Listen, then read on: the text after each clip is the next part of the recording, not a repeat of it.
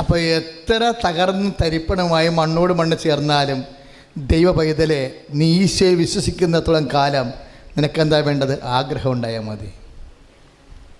ഭർത്താവ് 45 കൊല്ലം കുടിച്ചെന്ന് പറയുമ്പോഴേ 4 കൊല്ലം കുടിക്കുമ്പോൾ തന്നെ ചേച്ചിമാരുടെ ആഗ്രഹം പോകും. ഇപ്പം എന്താ സാക്ഷ്യക്കേടവ് മനസ്സിലായത്? 45 കൊല്ലം കഴിഞ്ഞാലും മദ്യപാനിയുടെ ഭാര്യയ്ക്ക് ആഗ്രഹിക്കാം എന്താണ്?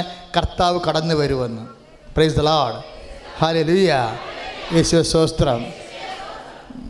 ഞാൻ ചില സമയത്ത് ഓർക്കുവേ, ഈ കാലത്ത് പിശാച് വൈദികരെയാണ് സഭയെ തകർക്കാൻ വേണ്ടി ഉപയോഗിക്കുന്നത്. നിങ്ങൾ പറയുന്ന ഈ അവിടുത്തെ കേസ് ഇവിടുത്തെ കേസുമല്ല ഞാൻ പറയണത്. ഞാൻ പറഞ്ഞ വിഷയം നിങ്ങൾ തലയാട്ടിയ വിഷയമല്ല, വേറെ വിഷയമാണ്. അതായത് കഴിഞ്ഞ ദിവസം ഞാൻ ഫേസ്ബുക്കിലൊരു ധ്യാനപ്രസംഗം കേട്ട്. ധ്യാനപ്രസംഗം ഒരു നല്ല അറിയപ്പെടുന്ന വൈദികൻ്റെ ധ്യാനപ്രസംഗമാണ്. 67,000 ലൈക്ക് ആ സംഭവത്തിന് കിടക്കണത്. ഒരു 3 ദിവസം കൊണ്ട്. 3 ദിവസം കൊണ്ട് എങ്ങനെ സ്പീഡായാലും 67,000 ലൈക്ക് കിട്ടാൻ പാടാണ്.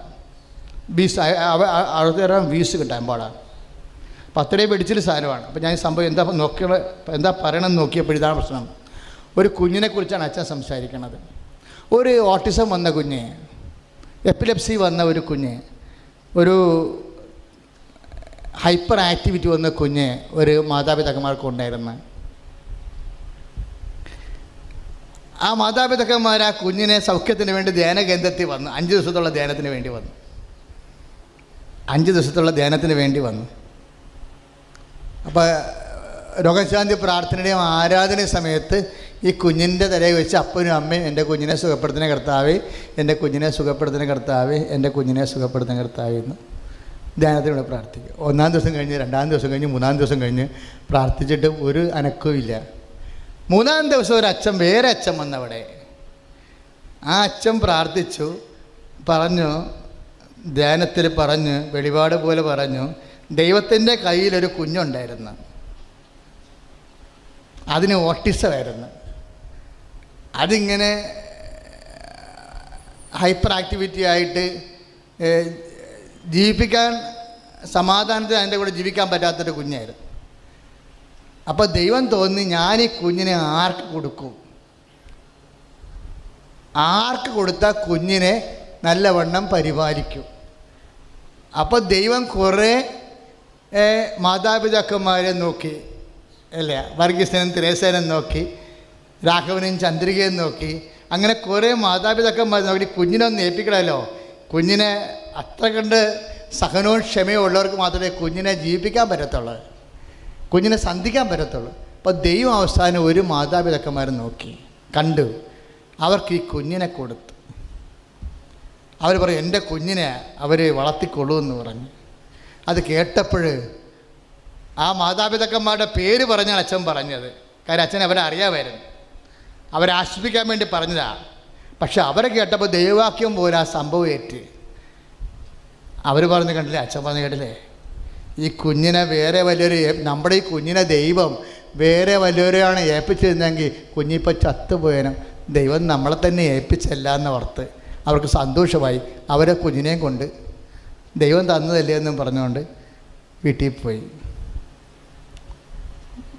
അപ്പോൾ എന്തെങ്കിലും ഈ കഥയ്ക്ക് വല്ല കുഴപ്പമുണ്ടോ? കഥയ്ക്ക് വല്ല കുഴപ്പമുണ്ടോ? കുഴപ്പമേ ഉള്ളൂ. ഇതോടുകൂടി ഈ കുഞ്ഞിനെ വെച്ച് പ്രാർത്ഥിക്കാനുള്ള പരിപാടി അവരോട് സ്റ്റോപ്പ് ചെയ്ത് കാണും. പ്രാർത്ഥനയുടെ പെടലേക്ക് കത്തിവെക്കുന്ന രീതി കണ്ടില്ലേ? തന്ത്രപരമായിട്ട് പിശാച് പ്രാർത്ഥനയെ കത്തിവെക്കുന്നതാണ്. ഇനി ആ കുഞ്ഞിനെ സമർപ്പിച്ച് അവരൊരിക്കലും പ്രാർത്ഥിക്കത്തില്ല. ഇത് ദൈവഹിതമാണെന്ന് പറഞ്ഞ് അവർ മരണം വരെ സ്വീകരിക്കും. ഇനി കുഞ്ഞിൻ്റെ പേരിൽ അവർ പ്രാർത്ഥിച്ച് വളരത്തില്ല. ഇത് ദൈവഹിതമാണെന്ന് പറഞ്ഞ് മരണം വരെ അവരിക്കും. ഒരു കാര്യം നിങ്ങൾക്കറിയാവോ? നമ്മൾ ദൈവഹിതമാണെന്ന് പറഞ്ഞുകൊണ്ടിരിക്കുന്ന പല കാര്യങ്ങളും ദൈവഹിതമല്ല. നമ്മൾ ദൈവഹിതമാണ്. ഇപ്പം ക്രിസ്ത്യാനിസ് ദൈവഹിതമാണ്, ദൈവവിധി എന്നല്ല പറയണത്, ദൈവവിധിയാണ്. തടുക്കാൻ പറ്റുമോ? ബൈബിൾ എന്താ പറയണത്? ദൈവവിധി എന്ന ദൈവേഷ്ടമല്ലാത്തതല്ല. ഈശോ എന്താ പ്രാർത്ഥിച്ചോ? ഒന്ന് ചിന്തിച്ച് നോക്കാം മക്കളെ. 26-22 അതായത് മത്തായിയുടെ സുവിശേഷം, കർത്താവ് എന്താ പറയുക? കർത്താവേ, ഞാൻ കുടിക്കാതെ ഇത് കടന്നു പോവുകയില്ലെങ്കിൽ അങ്ങയുടെ ഇഷ്ടം നിറവേറട്ടെ എന്നാണ് ക്ലോസ് വെച്ചാൽ പ്രാർത്ഥിച്ചിരിക്കുന്നത്. കർത്താവിൻ്റെ പ്രാർത്ഥനയുടെ ആ എന്താ ഫോർമുല ഒക്കെ, അതായത് പിതാവേ ഞാൻ കുടിക്കാതെ എന്ന് പറഞ്ഞ് ഇത് കടന്നു പോവുകയില്ലെങ്കിൽ അങ്ങയുടെ ഇഷ്ടം നിറവേറട്ടെ. അപ്പൊ കുടിക്കാതെ കടന്നു പോകണത് കൊണ്ടും കടന്നു പോകാത്തത് കൊണ്ട്, കടന്നു പോകാത്ത മാത്രം ദൈവം ഇഷ്ടമാക്കി എടുത്താൽ മതിയല്ലോ, ഇല്ലേ? നിന്റെ ഭർത്താവിൻ്റെ മദ്യപാനം നീ കുടിക്കാതെ കടന്നു പോകുന്നതാണെങ്കിൽ നമുക്ക് പ്രാർത്ഥിച്ച് മാറ്റാൻ പറ്റും. നിന്റെ ക്യാൻസർ നീ കുടിക്കാതെ കടന്നു പോകുന്നതാണെങ്കിൽ നമുക്ക് പ്രാർത്ഥിച്ച് മാറ്റാൻ പറ്റും. നിന്റെ കുടുംബത്തിൻ്റെ അസമാധാനം, കള്ളക്കേസുകളും വഴിയില്ലാത്ത അവസ്ഥയും നീ കുടിക്കാതെ കടന്നു പോകുന്നതാണെങ്കിൽ നമുക്ക് പ്രാർത്ഥിച്ച് മാറ്റാൻ പറ്റും. എൻ്റെ ജനമേ, ബൈബിൾ എന്താ പറയണത്? ഈ ബെത്സൈദ കുളത്തിലെ കരയിൽ രോഗിയെ സുഖപ്പെടുത്തിയതിന് ശേഷം കർത്താവ് അവനോട് എന്താ പറഞ്ഞത്? നിന്റെ കിടക്കയും എടുത്തുകൊണ്ട് ആരുമില്ലെന്ന് പറഞ്ഞില്ലേ? യോഹന്നാൻ 5:7 പറഞ്ഞില്ലേ? എന്നെ സുഖപ്പെടുത്താൻ, എന്നെ സഹായിക്കാൻ എനിക്കാരുമില്ലെന്ന് പറഞ്ഞപ്പോൾ ഈശോ എന്താ പറഞ്ഞത്? ആരും വേണ്ട, നിന്റെ കിടക്ക ചുമക്കാൻ പോലും ആരും വേണ്ട. നീ ആദ്യകാലങ്ങളിൽ 2 പേരെ കൊണ്ടായിരിക്കും ഈ കിടക്ക ചുമപ്പിച്ചുകൊണ്ട് ഇവിടെ കൊണ്ടുവന്നിരിക്കണത്. ഇനി ഞാൻ നിന്നെ കൊണ്ട് ഒറ്റക്ക് ചോപ്പിച്ചുകൊണ്ട് കിടക്കയുമായി നിന്നെ വീട്ടിൽ വിടും. അത് കർത്താവ്. കരങ്ങൾ ഉയർത്തിക്കൊണ്ട് സ്തുതിക്കട്ടെ. ഹല്ലേലൂയ. കർത്താവേ, അങ്ങ് ഏറ്റെടുക്കണമേ എന്ന് പ്രാർത്ഥിക്കുന്ന കർത്താവേ, ആയിരങ്ങൾക്കിടയിൽ കർത്താവേ എന്നെ തന്നെ നോക്കി എനിക്ക് സൗഖ്യം നൽകുന്ന കർത്താവേ. ഇവൻ കിടക്കയും എടുത്തുകൊണ്ട് എഴുന്നേറ്റ് വീട്ടോട്ട് പോയി. വിശ്വാസം തീഷ്ണപ്പെടുന്ന അനുസരിച്ച് കൊണ്ട് എൻ്റെ ദൈവവേദന നീ ഓർക്കുക. നീ അനുഭവിക്കണ പലതും നീ കുടിക്കാതെ കടന്നു പോകാത്തതാണെങ്കിൽ മാത്രം നീ കുടിച്ചാൽ മതി. നീ സഹിക്കാതെ കടന്നു പോകാത്തതാണെങ്കിൽ മാത്രം നീ സഹിച്ചാൽ മതി. പറഞ്ഞാൽ മനസ്സിലായില്ലേ? നീ ഇപ്പോൾ 16 പ്രാവശ്യം IELTS എഴുതി ആ ചാപ്റ്റർ ക്ലോസ് ചെയ്ത് 2 കുഞ്ഞുങ്ങളുമായി കുറേ ഗ്യാപ്പുമായി. എന്ത് ഗ്യാപ്പ്? നേഴ്സിങ്ങിന് ഗ്യാപ്പായി, 2 കുഞ്ഞുങ്ങളുമായി. അപ്പം അങ്ങനെ വരുമ്പോൾ എന്താ ചെയ്യണത്? നമ്മളെ ഫയൽ ക്ലോസ് ചെയ്ത് വെച്ചിരിക്കുക. പക്ഷെ പിന്നെ എങ്ങനെയാണ് ഇപ്പോൾ ഉടമ്പടി ചെയ്യുമ്പോൾ 16ാമത്തെ പ്രാവശ്യം IELTS 4 കൊല്ലം കഴിയുമ്പോൾ ജയിക്കണത്? അതിൻ്റെ അർത്ഥം എന്താ? നിൻ്റെ വിശ്വാസ നിലവാരം വർദ്ധിക്കുമ്പോൾ ചില സമയത്ത് ഇത്തിരി ഭാരം നിനക്ക് തരും. അതിൻ്റെ അർത്ഥം എന്താ? നീ ഭക്ഷണം കഴിച്ച് ആ ഭാരം പൊക്കാനുള്ള ബലമായിട്ട് പ്രാപിക്കണം, അത്രേ ഉള്ളൂ. ഇപ്പം എന്നെക്കൊണ്ട് ഈ സ്റ്റീൽ പൊക്കാൻ പറ്റുമോ? ഇല്ലേ? കഴിഞ്ഞ ദിവസമുണ്ട്, പക്ഷേ പൊക്കാൻ പറ്റിയില്ലെന്ന് പറയുന്നതേടാ. എന്താ കാര്യം എന്നറിയാമോ? കഴിഞ്ഞ പ്രാവശ്യം ഞാൻ എഡ്വേർഡ് ഉണ്ടെന്ന് അറിയത്തില്ല, ഞങ്ങളവിടെ ഈ കളക്ട്രേറ്റിൽ ചെന്ന് പള്ളിത്തോടിൻ്റെ ഒരു പ്രോജക്റ്റിന് ഒരു പേപ്പർ അവതരിപ്പിക്കണമായിരുന്നു കളക്ട്രേറ്റിലെ. അപ്പോൾ ചെന്നപ്പോഴുണ്ടൊരു കുറേ കാറുണ്ട്, വലിയ ഈ റവന്യൂ ഇൻസ്പെക്ടർമാരും ജനപ്രതിനിധികളൊക്കെ കളക്ടറിൽ വന്ന് ഒരു വലിയ മീറ്റിംഗ് അടങ്ങി. അപ്പോൾ ഒരു കാറ് ബാക്കിലോട്ട് എടുത്തപ്പോൾ കാണ ഒടിഞ്ഞ് താഴെപ്പോയി. അവരൊരു 1.5 മണിക്കൂറായി അവിടെ കിടക്കണത്. JCB വന്ന് പൊക്കിയാൽ അങ്ങനെ പൊക്കാൻ പറ്റിയ കാറല്ല, 10-30 ലക്ഷത്തിൻ്റെ കാറാണ്. സാധനം പൊളിഞ്ഞ് കൈ കിട്ടും.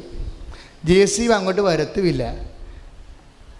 ഇത് നമ്മുടെ കാര്യമല്ലല്ലോ എന്ന് വിചാരിച്ചുകൊണ്ട് ഓരോരുത്തരെയും അവരോട് ചോദിച്ചാൽ, അവരോട് എന്താണെന്ന് ചോദിച്ചു കഴിഞ്ഞാൽ പിന്നെ എന്തെങ്കിലും മറുപടി പറയണ്ടേ? അത് കാരണം മിണ്ടാതെ പോവുകയാണ് അവരോട്. 2 പേരേ ഉള്ളൂ അവിടെ.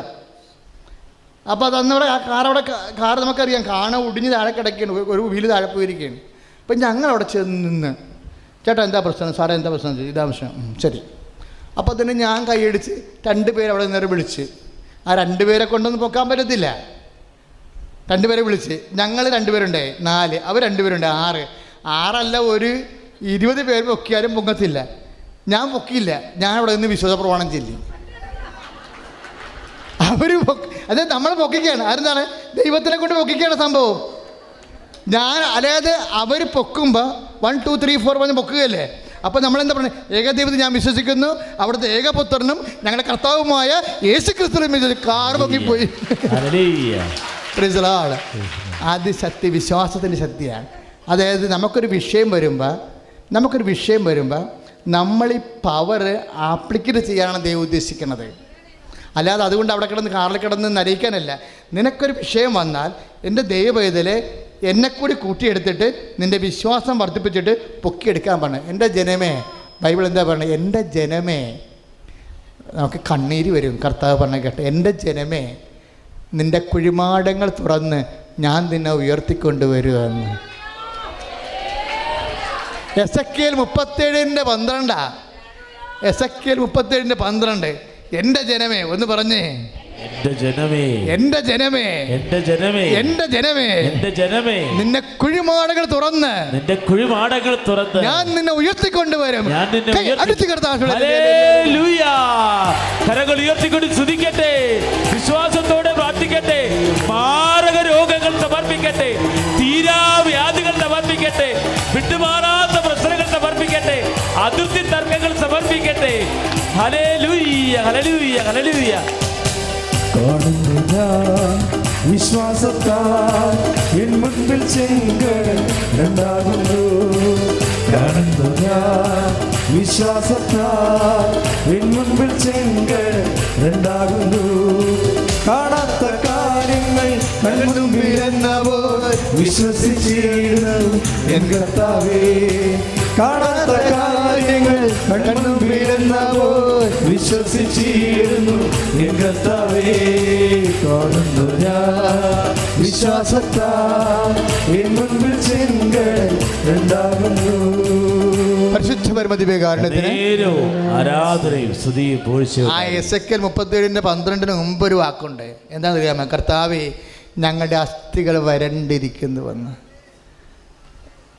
ഞങ്ങളെ പരിത്തരായിരിക്കുന്നുവെന്ന്. കർത്താവേ, ഞങ്ങളുടെ അസ്ഥികൾ വരണ്ടിരിക്കുന്നു. കർത്താവേ, ഞങ്ങൾ പരിത്തരായിരിക്കുന്നു.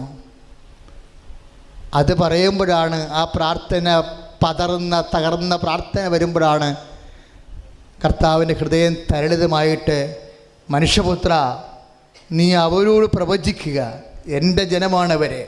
അവർ തകർന്നാലും പരിത്തരായാലും അവരെൻ്റെ ജനമാണ്. എൻ്റെ ജനമേ, നിൻ്റെ കുഴിമാടത്തിൻ്റെ അവസ്ഥയിലാണ്. നീ ഡെഡ് ബോഡി പോലെ നീ ഫയലെല്ലാം ക്ലോസ് ചെയ്ത്, നിൻ്റെ വിവാഹത്തിൻ്റെതാകാം, നിൻ്റെ ജോലിയുടേതാകാം, നിൻ്റെ ആരോഗ്യത്തിൻ്റെതാകാം, നിൻ്റെ വീടിൻ്റെതാകാം, നിൻ്റെ ജീവിതത്തിൻ്റെതാകാം, നീ അത് ക്ലോസ് ചെയ്ത് കുഴിമാടത്തിൽ അടക്കിയ പോലെ ഇരുന്ന് മരവിച്ചിരിക്കുകയാണാകാം. പക്ഷേ കർത്താവ് പറയുന്നു, അവരോട് പ്രവചിക്കുക. മനുഷ്യപുത്ര, എന്താണ് പ്രവചിക്കേണ്ടത്? എൻ്റെ ജനമാണ്, എൻ്റെ ജനമേ, നിൻ്റെ കുഴിമാടങ്ങൾ തുറന്ന് ഞാൻ നിന്നെ ഉയർത്തിക്കൊണ്ടുവരുമെന്ന്.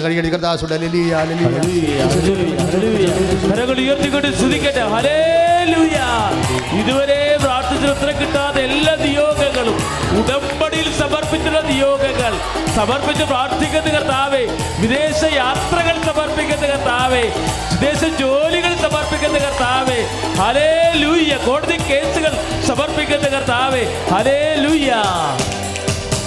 4 നാളായാലും നാറ്റം വാങ്ങിച്ചാലും കല്ലറ മുൻപിൽ കർത്തൻ വന്നിടും.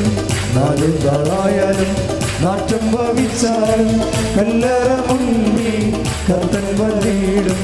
വിശ്വസിച്ചാൽ നീ മഹത്വം കാണും, അവന്റെ പ്രവൃത്തികൾ തകർത്തിടും. വിശ്വസിച്ചാൽ നീ മഹത്വം കാണും, സാത്താന്റെ പ്രവൃത്തികൾ തകർത്തിടും. കാണുന്നു ഞാൻ വിശ്വാസത്താൽ എൻ മുൻപിൽ ചെങ്കടൽ രണ്ടാകുന്നു. അത് തന്നെയാണ് തലവാരൂകരും കർത്താവ് പറഞ്ഞത്. അല്പം പോലും മാറ്റമില്ലാതെ 5:28, 5:25 യോഹന്നാൻ്റെ സുവിശേഷത്തിലെ യോഹന്നാൻ 5:25, സത്യം സത്യമായി ഞാൻ നിങ്ങളോട് പറയുന്നു, മരിച്ചവർ ദൈവത്തിൻ്റെ സ്വരം ശ്രവിക്കുന്ന സമയം വരുന്നു, അല്ല വന്ന് കഴിഞ്ഞു വന്ന്. Praise the Lord. Hallelujah, hallelujah. മക്കളെ, സമയം വരുന്നു എന്ന് പറഞ്ഞിട്ട് പറയാണ് വന്നു കഴിഞ്ഞു. എന്താ കാര്യം? നീ വിശ്വസിച്ച് കഴിയുമ്പോൾ നിൻ്റെ അനുഗ്രഹം തത്സമയമാകും. നീ വിശ്വസിച്ച് കഴിയുമ്പോൾ സമയമില്ല, ആയില്ല എന്നല്ലേ ഈശോ ആദ്യം പറഞ്ഞത്. അപ്പോഴമ്മ മധ്യസ്ഥം കൊടുത്തപ്പോൾ സമയമാക്കി. സമയം വരുന്നു എന്ന് പറഞ്ഞിട്ട് പറയാണ്, അല്ല അമ്മ കൂടെ ഉണ്ടെങ്കിൽ ആ സമയം ഇപ്പോഴാണെന്ന് കൈയടിച്ച് hallelujah. Hallelujah, hallelujah, hallelujah, hallelujah. കരങ്ങൾ ഉയർത്തിക്കൊണ്ട് സ്തുതിക്കട്ടെ. ഹല്ലേലൂയ. കർത്താവായ ദൈവമേ, കാലം പഴക്കമുള്ള രോഗങ്ങൾ, പഴകിയ രോഗങ്ങൾ, വിട്ടുമാറാത്ത രോഗങ്ങൾ എല്ലാം സമർപ്പിക്കുന്നത് കർത്താവേ. Hallelujah, hallelujah. Praise the Lord. Praise the Lord. 5:28 യോഹന്നാൻ.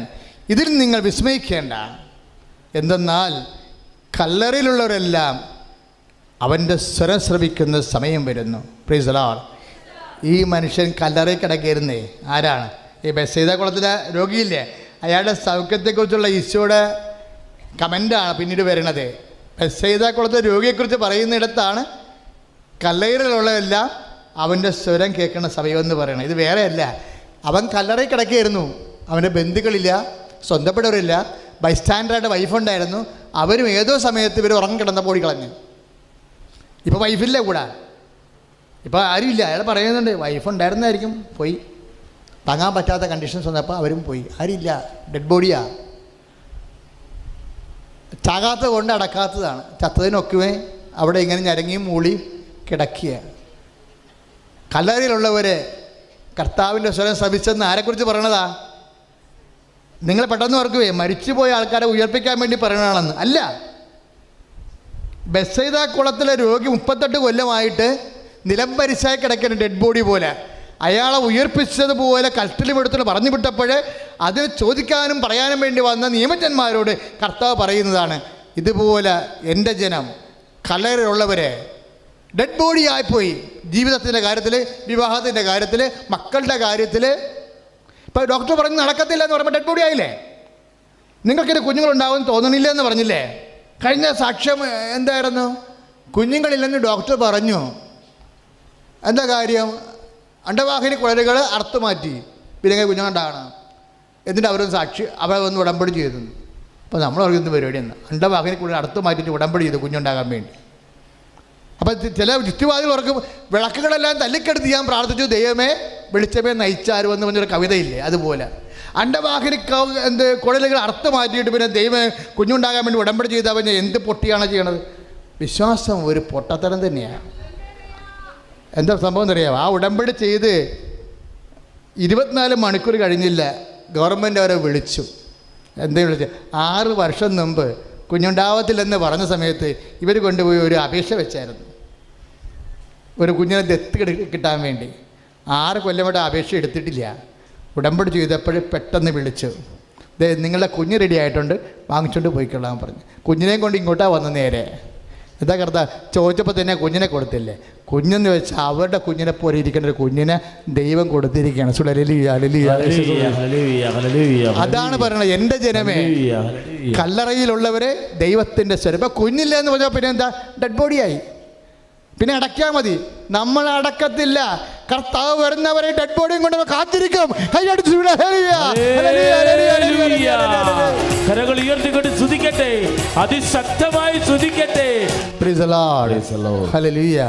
പ്രാർത്ഥിക്കുക, കർത്താവായ ദൈവമേ, ഞാൻ കുടിക്കാതെ കടന്നു പോകാത്തത് മാത്രം ദൈവയിഷ്ടമായി കരുതി സമർപ്പിക്കുകയും ഞാൻ കുടിക്കാതെ കടന്നു പോകാത്തതിനെ മാത്രം സ്വീകരിക്കാനും കടന്നു പോകുന്നതിനെ പ്രാർത്ഥിച്ചു മാറ്റുവാനും എനിക്ക് വിശ്വാസം തരണമേ. കർത്താവേ, ഞാൻ കുടിക്കാതെ കടന്നു പോകാത്തതിനെ ദൈവേഷ്ടമായി സ്വീകരിക്കാനും ഞാൻ കുടിക്കാതെ കടന്നു പോകുന്നതിനെ ദൈവത്തിന്റെ മുമ്പിൽ വിശ്വാസത്താൽ ജീവിപ്പിക്കുവാൻ പ്രത്യാശയാൽ ജീവിപ്പിക്കുവാൻ കല്ലറയുള്ളവരെ ഉയർത്തുന്ന കർത്താവേ, നിന്റെ കാരുണ്യത്തിനായി എന്റെ ജീവിതത്തിന്റെ ദുരിതങ്ങളെ, ദുഃഖങ്ങളെ, തടസ്സങ്ങളെ, തകരാറുകളെ സമർപ്പിച്ച് പ്രാർത്ഥിക്കുന്നു. ദൈവത്തിന്റെ കരുണ ചൊരിയട്ടെ.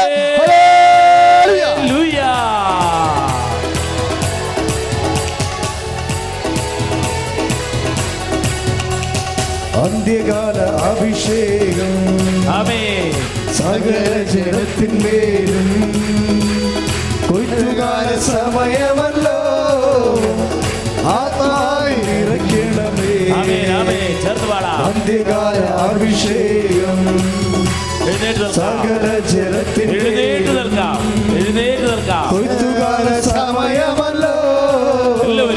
ആത്മാവിൽ നിറയ്ക്കണമേ.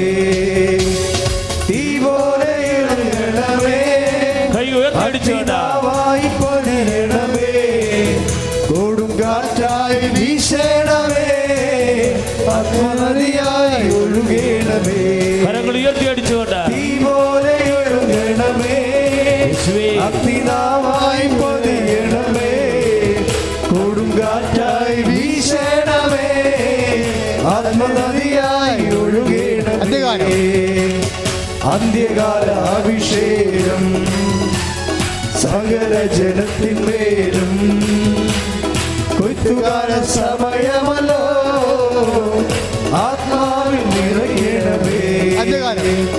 അന്ത്യകാല അഭിഷേകം സകല ജനത്തിന്മേലും, കൊയ്ത്തുകാല സമയമല്ലോ, ആത്മാവിൽ നിറയ്ക്കണമേ. കൈകൾ ഉയർത്തി തീ പോലെ ഇറങ്ങണമേ, അഗ്നിനാവായി പതിയണമേ, കൊടുങ്കാറ്റായി വീശണമേ, ആത്മനദിയായി ഒഴുകണമേ. തീ പോലെ ഇറങ്ങണമേ, അഗ്നിനാവായി പതിയണമേ, കൊടുങ്കാറ്റായി വീശണമേ, ആത്മനദിയായി ഒഴുകണമേ. അന്ത്യകാല അഭിഷേകം സകല ജനത്തിന്മേലും, കൊയ്ത്തുകാല സമയമല്ലോ, ആത്മാവിൽ നിറയ്ക്കണമേ. സ്തുതിക്കട്ടെ. Hallelujah, hallelujah. കരങ്ങൾ ഉയർത്തിക്കൊണ്ട് സ്തുതിക്കട്ടെ. കർത്താവായ ദൈവമേ, എല്ലാ രോഗദുരിതങ്ങളെയും അസ്ഥിരോഗങ്ങളെയും സമർപ്പിക്കുന്നു. കർത്താവായ ദൈവമേ, നെഞ്ചുരുക്കത്തെ സമർപ്പിച്ച് പ്രാർത്ഥിക്കുന്നു.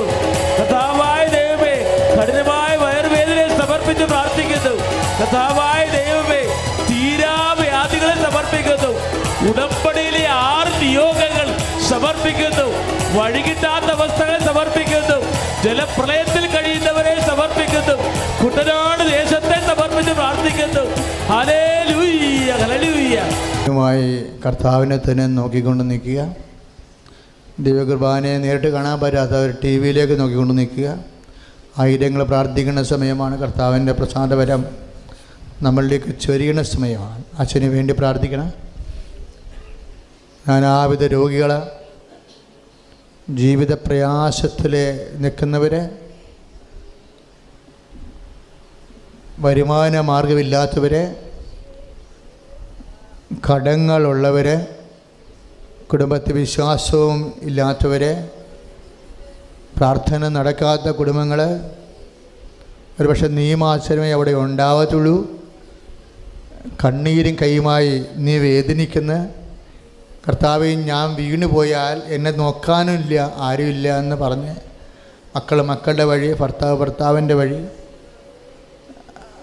കർത്താവേ എന്നെ വീഴ്ത്തല്ലേ, എനിക്കറിയാം, എനിക്കാരുമില്ലെന്ന് നിനക്കറിയാം.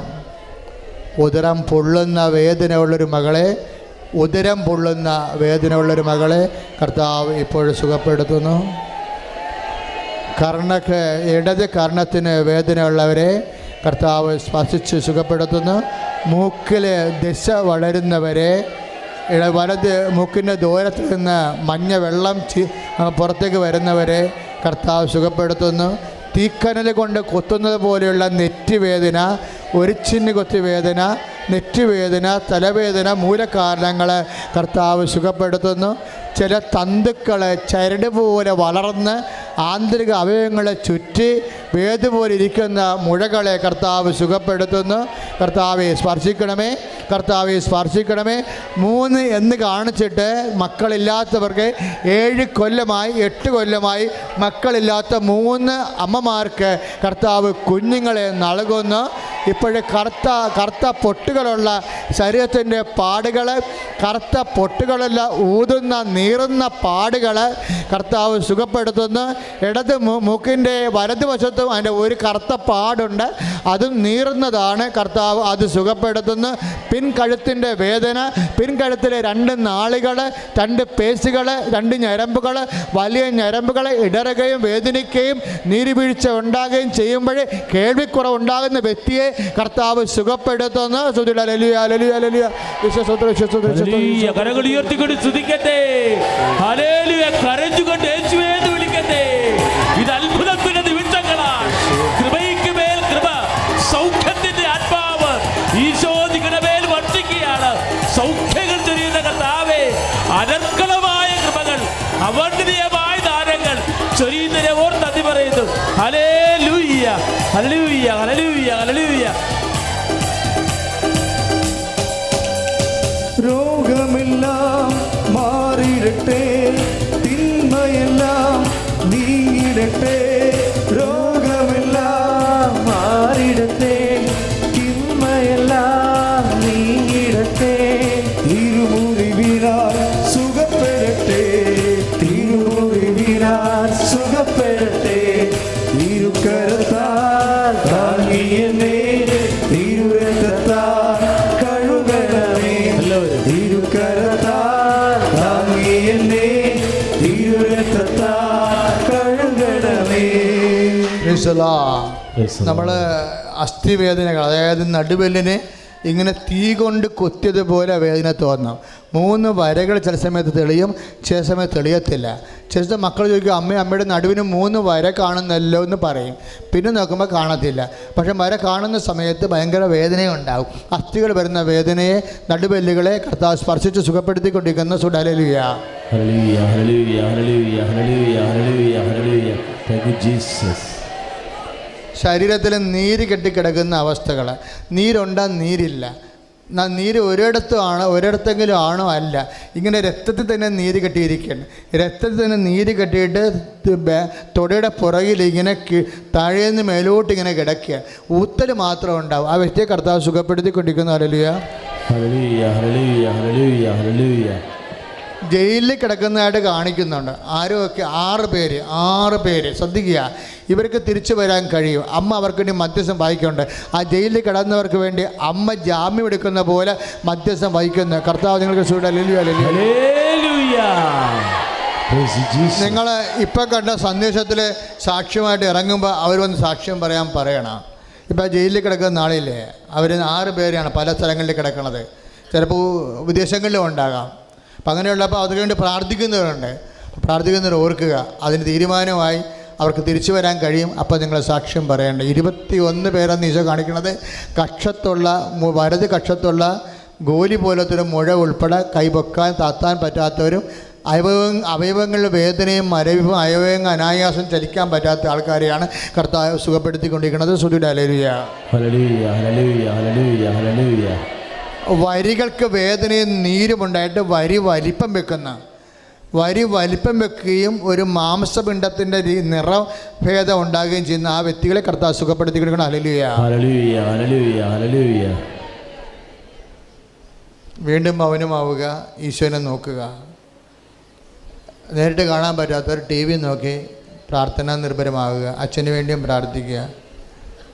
കർത്താവ് ക്യാൻസർ രോഗികളെ അവർക്ക് വേണ്ടി ഞങ്ങൾ പ്രാർത്ഥിക്കുന്നു. ഈശോ കരൾ രോഗികളെ സമർപ്പിച്ച് പ്രാർത്ഥിക്കുന്നു. സാമ്പത്തികമായ കടങ്ങളിലെ കുടുംബം വീണുപോയവരെ സമർപ്പിക്കുന്നു. മക്കളെ ഓർത്ത് വല്ലാത്ത വേദന അനുഭവിക്കുന്നവരെയും, അവിടെ വിദ്യാഭ്യാസ കാര്യവും അവിടെ പിഴച്ച ജീവിതം കൊണ്ട് നൊന്തു പോകുന്ന മാതാപിതാക്കന്മാരുടെ മക്കളെ ഈശോയ്ക്ക് സമർപ്പിക്കുന്നു. പരിശുദ്ധ അമ്മ ഇപ്പോഴാ മക്കളെ ഈശോയ്ക്ക് ഏൽപ്പിക്കണം പ്രാർത്ഥിക്കുന്നു. വസ്തുവകകൾ, സ്ഥാപന ജംഗ വസ്തുക്കൾ, കേസുകൾ, കടങ്ങൾ, ഭാഗോടമ്പടി ദുരിതങ്ങളെല്ലാം യേശു ക്രിസ്തുവിന്റെ നാമത്തിൽ മാറിപ്പോട്ടെ. Hallelujah, hallelujah, hallelujah, hallelujah. വിടുതലിൻ ആത്മാവേ നിറയണമേ, അഭിഷേകമായി വളരണമേ. വിടുതലിൻ ആത്മാവേ നിറയണമേ,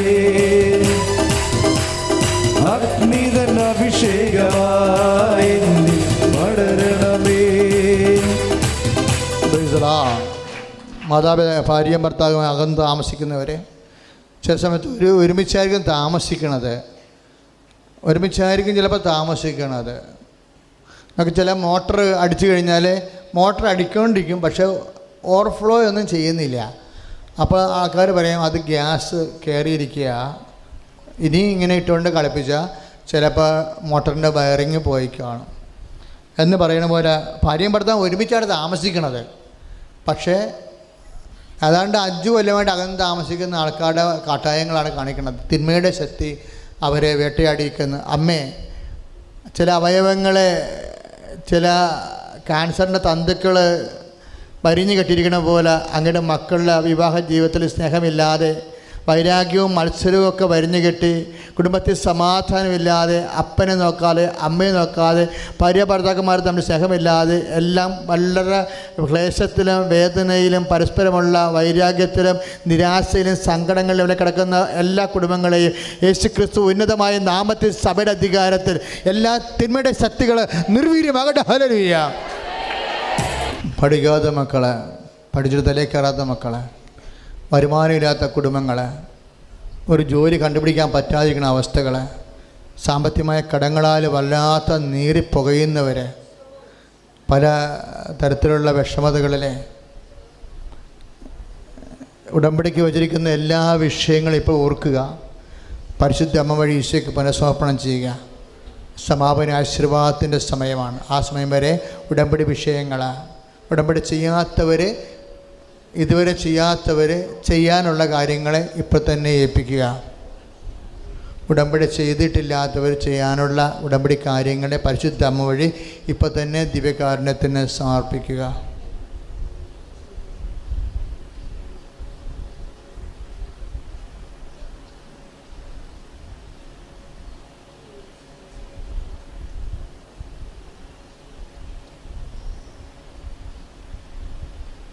ഇപ്പോഴേ കൈ ഉയർത്തി നേർച്ച വസ്തു ആശീർവദിപ്പിക്കുക, ആശീർവാദം സ്വീകരിക്കുക. സ്തുതിയുടെ hallelujah. Hallelujah, hallelujah, hallelujah, hallelujah. കരങ്ങൾ ഉയർത്തി സ്തുതിക്കട്ടെ. Hallelujah, hallelujah, hallelujah. യേശുവേ നന്ദി, യേശുവേ സ്തോത്രം. ഇരു കരങ്ങൾ ഉയർത്തി നേർച്ച വസ്തുക്കൾ ഉയർത്തിപ്പിടിക്കട്ടെ. കർത്താവേ, അവിടുത്തെ സാന്നിധ്യം കൊണ്ട് കർത്താവേ നേർച്ച വസ്തുക്കളെയും ആശീർവദിക്കുന്നവർ നന്ദി പറയുന്നു. ഇരു കരങ്ങൾ ഉയർത്തി യേശുവേ എന്ന് വിളിക്കട്ടെ. അതിശക്തമായി സ്തുതിക്കട്ടെ. കർത്താവേ, അങ്ങയുടെ ജനത്തെ അങ്ങ് ആശീർവദിക്കുന്നതിനെ ഓർ നന്ദി പറയുന്നു. ഇവർ സമർപ്പിക്കുന്ന എല്ലാ നിയോഗങ്ങളെയും അങ്ങ് സബലീകരിച്ച് ഉടനടി അനുഭവമായി നൽകണമേ. സകല വിശുദ്ധരെ, മലാഖമാരെ, കൃപാസനത്തിൽ പ്രത്യക്ഷയായ പരിശുദ്ധ ദൈവമാതാവേ, ഈ ജനത്തിന് വേണ്ടി അങ്ങേ ദൈവ മക്കൾക്ക് വേണ്ടി ബാധ്യസഹിക്കണമേ. കരങ്ങൾ ഉയർത്തി സ്തുതിക്കട്ടെ. കർത്താവേ, ഈ നിമിഷം ലൈവ് സ്ട്രീമിലൂടെ പ്രോഗ്രാം കാണുന്നവരെ, യൂട്യൂബിലൂടെ പ്രോഗ്രാം കാണുന്നവര്, ഫേസ്ബുക്കിലൂടെ പ്രോഗ്രാം കാണുന്നവരെ സമർപ്പിച്ച് പ്രാർത്ഥിക്കുന്നു. Hallelujah, hallelujah, hallelujah. യേശുവേ, യേശുവേ, യേശുവേ. പരിശുദ്ധ പരമ ദിവ്യകാരുണ്യത്തിന് ആരാധനയും സ്തുതിയും പുകഴ്ചയും ഉണ്ടായിരിക്കട്ടെ.